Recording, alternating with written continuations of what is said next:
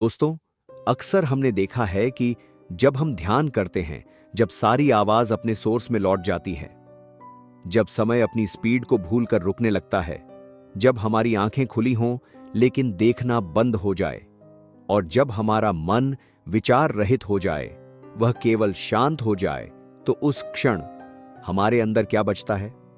क्या वो मौन केवल मृत्यु है, या वह है ब्रह्म का स्पर्श, जहां हमारे पास सब कुछ होता है पर फिर भी कुछ नहीं? क्या यह खालीपन अंधकार है, या उस पूर्णता की पहली झलक जहां से यह सृष्टि ने जन्म लिया था और जहां सब कुछ फिर से मिल जाता है? नमस्कार दोस्तों, आज का यह वीडियो आप सभी के लिए बहुत ही आवश्यक है। आज के इस वीडियो में हम सभी ने ध्यान के विषय में विस्तार में चर्चा किया है, इसलिए आपसे रिक्वेस्ट है कि वीडियो शुरू से अंत तक जरूर देखें। ध्यान केवल एक अभ्यास नहीं, वह उस रहस्य का दरवाजा है जहां हमारे शब्द खो जाते हैं और आत्मा पहली बार स्वयं को सुनने लगती है। वह मौन कोई खाली स्थान नहीं है, वह ब्रह्म की प्रथम सांस है, जिसे हमारे ऋषियों ने प्रणव कहा, जिसे योगियों ने समाधि कहा, और जिसे शास्त्रों और पुराणों में इसे ध्यान कहा गया, जहां हमारे बाहर की सभी दिशाएं भीतर की एक दिशा में समाहित हो जाती हैं, जहां सांस सिर्फ प्राण नहीं लाती बल्कि आत्मा को ब्रह्म से जोड़ती है। वही तो है ध्यान। दोस्तों, क्या कभी ऐसा हुआ है कि तुमने अपनी आंखें बंद की हों और फिर भी आपको लगे कि कोई गहराई से तुम्हें देख रहा हो? क्या तुमने महसूस किया है कि तुम विचार नहीं हो, भावनाएं नहीं हो, न तुम्हारा नाम, ना कोई पहचान, बल्कि कोई अनाम साक्षी हो जो सबको देखता है पर स्वयं को कभी नहीं देखता है? आपने कभी उस क्षण को पकड़ा है जब सब कुछ रुक जाए, जहां आपको न कोई भविष्य की चिंता हो, न अतीत का बोझ, सिर्फ एक शांति जो आपके भीतर से उठता है, जैसे कोई अनकहा मंत्र तुम्हें तुम्हारी अंदर की जड़ों तक ले जाने लगा हो? दोस्तों, वही ध्यान है। ध्यान कोई बैठने की तकनीक नहीं, वह भीतर उतरने की एक रहस्यमयी क्रांति है। जब तुम आंखें बंद करते हो तो वह आपके अंदर अंधकार नहीं, वह ब्रह्मांड का रास्ता खुलता है, जहां तुम मिटते नहीं बल्कि पहली बार प्रकट होते हो। हमारे भारतीय ऋषियों ने इसे स्वध्यान कहा, जहां हमारी आत्मा आत्मा को देखती है, जहां हमारे भीतर के प्रश्न भी मौन हो जाता है और उत्तर भी। क्या तुम अपने अंदर के उस मौन को सुन सकते हो, जिसमें सृष्टि ने स्वयं को पहली बार जाना था? ध्यान केवल ध्यान ही नहीं है, वह घर लौटने की अखंड पुकार है। दोस्तों, ध्यान यह केवल आंखें बंद करके बैठना नहीं है, यह एक अपने अंदर की अंतर यात्रा है, जिसमें आत्मा शरीर के सीमित द्वारों से निकलकर अनंत ब्रह्मांड की गोद में समाहित हो जाती है। ऋग्वेद कहता है, मानसः पतयः स्याम, अर्थात हम अपने मन के स्वामी बने, उसके दास नहीं। और केवल ध्यान ही वह साधना है जो मन को वश में कर हमें आत्मा के राज्य में प्रवेश करने की अनुमति देता है। भगवद गीता में अध्याय 6। ध्यान योग में भगवान श्री कृष्ण अर्जुन से कहते हैं, योगस्थ कुरु कर्माणि, अर्थात जब तुम भीतर से स्थिर हो जाओ तभी बाहर का कर्म योग में बदल सकता है। ध्यान हमारे कार्यों को कर्म योग में बदल देता है। और जब हम आते हैं अपने भारतीय विज्ञान भैरव तंत्र पर, तो वहां ध्यान को केवल एक विधि नहीं बल्कि एक मंत्रवत विज्ञान के रूप में प्रस्तुत किया गया है। पार्वती मां पूछती हैं, हे देव, ध्यान क्या है? समाधि का मार्ग क्या है? और शिव 112 रहस्यमयी ध्यान विधियां बताते हैं, जिनमें श्वास पर ध्यान, मौन में लय, दृष्टि पर एकाग्रता, यहां तक कि एक विचार के बीच की रिक्ति में उतरने की विधि भी ध्यान बन जाती है। वहां लिखा है, शब्दादिना विचारम तु त्यक्त्वा विज्ञान मात्रताम गच्छेत। इसका अर्थ है, यह है कि जब तुम शब्दों और विचारों से ऊपर उठो तो ज्ञान स्वयं तुम्हें आत्मा की ओर ले जाएगा। दोस्तों, अगर सरल शब्दों में कहे तो ध्यान वहां से शुरू होता है जहां भाषा समाप्त होती है और हमारे अनुभव की शुरुआत होती है। यह वह साधना की विधि है जहां घड़ी नहीं चलती बल्कि शरीर की सारे नकारात्मक सीमाएं मिटाने लगती है और हमारे अंदर का मैं खत्म होकर हम में बदल जाता है। क्या आपने कभी सच में मन से देखा है उस क्षण को जब कोई भक्त शिवलिंग पर जल अर्पित करता है? वो केवल हाथ से जल नहीं बहाता, वो अपने भीतर की अहंकार की आग को ठंडा करता है। वो अपनी इच्छाओं, कामनाओं और व्यर्थ विचारों को उस ठंडे जल में घोलकर महाकाल के चरणों में समर्पित करता है। जल अर्पण कोई बाहरी क्रिया नहीं, वह अंतर्मन की परिशुद्धि है। वह उस ऊर्जावान क्षण का निर्माण है जहां शिवलिंग पर गिरता जल मानव चेतना को शिव चेतना से जोड़ देता है। जल केवल जल नहीं होता, वह ध्वनि यात्रा करता है, स्मृति को पकड़ता है और भावनाओं को रूप देता है। जब वह मंत्रों के साथ अर्पित होता है तो वह ऊर्जा वाहक बन जाता है। हर ओम नमः शिवाय के साथ वह जल आपके भीतर की अराजकता को शांत करता है और शिवत्व के सागर में प्रवाहित करता है। अब हम सभी बात करेंगे रुद्राभिषेक की ओम नमः शिवाय।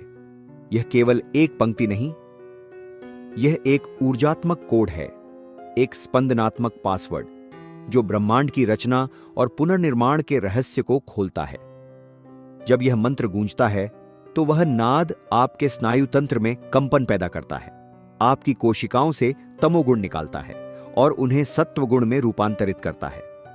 रुद्राभिषेक में जो पंचामृत चढ़ाया जाता है, दूध, दही, शहद, घी और गंगाजल, वे केवल द्रव्य नहीं बल्कि पंचतत्व की ऊर्जा का परिष्कृत रूप है। हर तत्व शरीर के भीतर के किसी तत्व से जुड़ा है और जब वह शिव पर चढ़ता है तो भीतर की असंतुलित ऊर्जा संतुलित होने लगती है। अब बात करते हैं परिक्रमा की। क्या आपने कभी सोचा है क्यों हम शिवलिंग की एक ओर से परिक्रमा करते हैं, ना कि पूर्ण चक्कर? क्योंकि दक्षिण दिशा यम की दिशा मानी गई है। वह मृत्यु का द्वार है और शिव स्वयं महाकाल हैं जो मृत्यु को भी आलिंगन देते हैं। परिक्रमा का अर्थ केवल चलना नहीं, वह ब्रह्मांड की नकल है। जैसे ग्रह सूर्य की परिक्रमा करते हैं, वैसे ही आत्मा परमात्मा के चारों ओर घूमती है, प्रेम, भक्ति और समर्पण की कक्षा में। हर चक्कर हमारे भीतर एक पुराने संस्कार को जलाता है और एक नई चेतना को जन्म देता है। ध्यान, अर्पण और परिक्रमा तीनों मिलकर एक ऊर्जात्मक त्रिकोण बनाते हैं जिसके केंद्र में है स्वतः की स्मृति। आप शिव को जल चढ़ा रहे हैं, पर क्या आपने कभी सोचा कि उसी क्षण शिव भी आपको अनुग्रह का अमृत अर्पित कर रहे हैं? विज्ञान अब उस सत्य को स्वीकारने लगा है जिसे हमारे ऋषियों ने हजारों वर्ष पहले अनुभव किया था। जब कोई साधक ध्यान में बैठता है तो उसका मस्तिष्क बेटा वेव्स, उथल पुथल भरे विचारों से निकलकर धीरे धीरे अल्फा और फिर थीटा ब्रेन वेव्स में प्रवेश करता है। ये थीटा स्थिति वही है जहां गहरी रचनात्मकता, अवचेतन के रहस्य और चेतना का विस्तार संभव होता है। यह वही अवस्था है जिसमें बुद्ध ने बोधि वृक्ष के नीचे निर्वाण पाया और महर्षि पतंजलि ने योग सूत्रों की रचना की। जब हम ध्यान में उतरते हैं तो केवल मन ही शांत नहीं होता, हमारा ऊर्जा क्षेत्र और भी स्थिर, सुव्यवस्थित और प्रकाशमान हो जाता है। हमारे चारों ओर एक सुरक्षात्मक दिव्य कंपन, वाइब्रेशन का आवरण बना देती है। यह ऊर्जा केवल मानसिक नहीं बल्कि शारीरिक स्वास्थ्य, भावनात्मक स्थिरता और आत्मिक जागरण तक को प्रभावित करती है। जब एयूएम नमः शिवाय या शिव पंचाक्षरी मंत्र का जाप करते हुए हम जल को अर्पित करते हैं तो वह जल एक ऊर्जावान तरल बन जाता है। यह जल जब शिवलिंग पर अर्पित होता है तो वह केवल एक आहूत नहीं बल्कि संपूर्ण ऊर्जा शुद्धिकरण प्रक्रिया बन जाती है। शिव स्वयं तत्वों के स्वामी हैं, पृथ्वी, जल, अग्नि, वायु और आकाश। और जब हम जल के माध्यम से उन्हें स्पर्श करते हैं तो हमारे पंच तत्वों का संतुलन भी सहज रूप से होने लगता है। ध्यान के दौरान जब हम केवल श्वास पर केंद्रित होते हैं तो हर श्वास में एक सूक्ष्म ध्वनि गूंजती है, सो हम, मैं वही हूं। यह ध्वनि एक प्राकृतिक मंत्र है जो हमारे भीतर की पहचान को ब्रह्मांड से जोड़ती है। यही कंपन हमारे मस्तिष्क में पीनियल ग्रंथि, पीनियल ग्लैंड को सक्रिय करता है, जिसे हमारे आर्षि दिव्य नेत्र कहते थे। और जब वह नेत्र जागृत होता है तब ध्यान केवल क्रिया नहीं, एक रहस्यदर्शी यात्रा बन जाती है। इसीलिए ध्यान केवल मन को शांत करने की विधि नहीं, वह एक ऊर्जात्मक परिवर्तन है, एक वैज्ञानिक रहस्य जिसे केवल प्रयोगशाला नहीं बल्कि मौन और श्रद्धा से जाना जा सकता है। शास्त्र कहते हैं, शिवलिंग में केवल शिव ही नहीं, पार्वती, विष्णु, ब्रह्मा, गणेश, रुद्रगण, सप्तऋषि सभी की सूक्ष्म उपस्थिति होती है। जब हम ध्यान करते हैं तो भीतर का शिव जागृत होता है और बाहर का शिव प्रतिबिंब बन जाता है। ध्यान वह पुल है जहां आत्मा और परमात्मा एक दूसरे को देखते हैं। अगर तुम खोए हुए हो अपने ही विचारों के जंगल में, अगर तुम्हारा मन हर समय शोर करता है और तुम थक गए हो उस शोर से, तो एक बार ठहरो, गहरी सांस लो और खुद से पूछो, मैं आखिर किसे खोज रहा हूं और किससे भाग रहा हूं?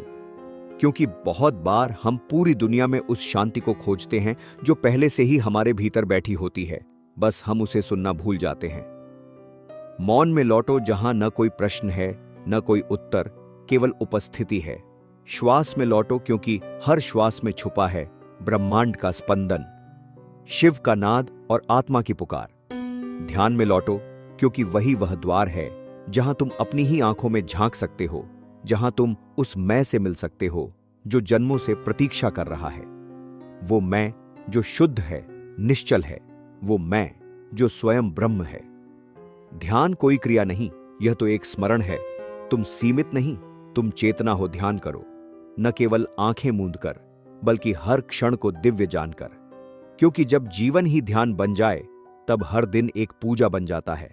और याद रखो, जो स्वयं में उतर गया वो फिर कभी दुनिया से नहीं डरा। ध्यान कोई भागने का मार्ग नहीं, यह लौटने की प्रक्रिया है अपने मूल की ओर, अपने प्रकाश की ओर। यदि इस संदेश ने आपके हृदय को छुआ हो तो इसे उन तक पहुंचाइए जो अभी भी अपने भीतर के मौन को नहीं सुन पा रहे हैं। वीडियो को लाइक करें, कमेंट करें और सब्सक्राइब करें, क्योंकि जब हम साथ ध्यान करते हैं तो पूरा ब्रह्मांड भी हमारे साथ गूंजने लगता है।